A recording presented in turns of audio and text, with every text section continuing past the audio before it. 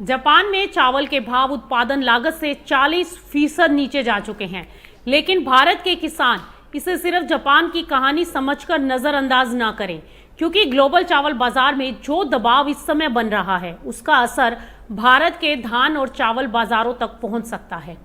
Japan में record चावल stock और नई फसल की उम्मीद ने बाजार का पूरा गणित बदल दिया है। जून के अंत तक जापान में निजी चावल का स्टॉक करीब 24,30,000 टन पहुंच गया, जो एक साल पहले से 57% ज्यादा है।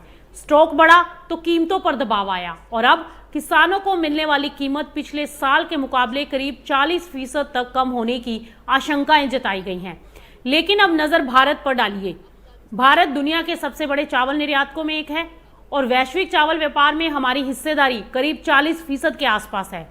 यानी दुनिया के बड़े बाजारों में चावल की कीमत और सप्लाई का गणित बदलता है तो भारत पर उसका असर पड़ना स्वाभाविक है।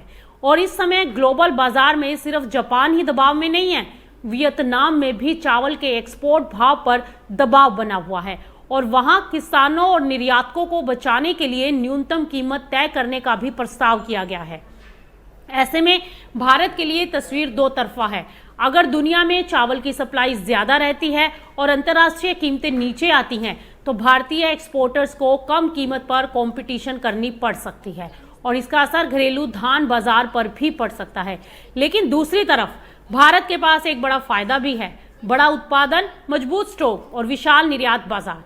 हालिया रिपोर्टों के मुताबिक भारत के पास इतना चावल स्टॉक है कि वो ग्लोबल सप्लाई को काफी हद तक प्रभावित कर सकता है।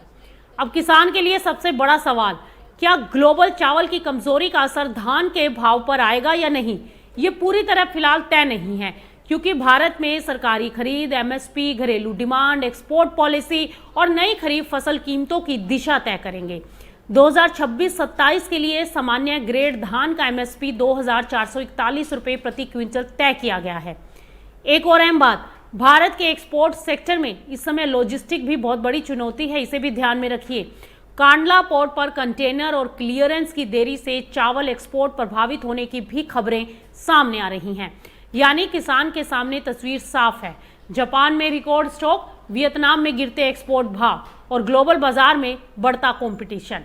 अब अगर भारत में भी फसल अच्छी रहती है और घरेलू सप्लाई मजबूत बनी रहती है तो धान के भाव पर दबाव बनने की संभावनाएं बढ़ सकती हैं। लेकिन अगर भारत की एक्सपोर्ट डिमांड मजबूत हुई और ग्लोबल खरीदार भारतीय चावल की तरफ बने रहे तो यही बड़ा उत्पादन एक्सपोर्ट के लिए एक बहुत बड़ी ताकत भी बन सकता है।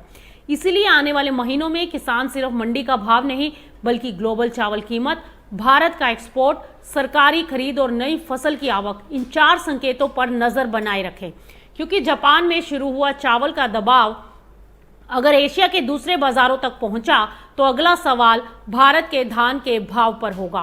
क्या ये भी भाव पर दबाव बढ़ाएगा या भारतीय निर्यात बाजार इस दबाव को संभाल लेगा?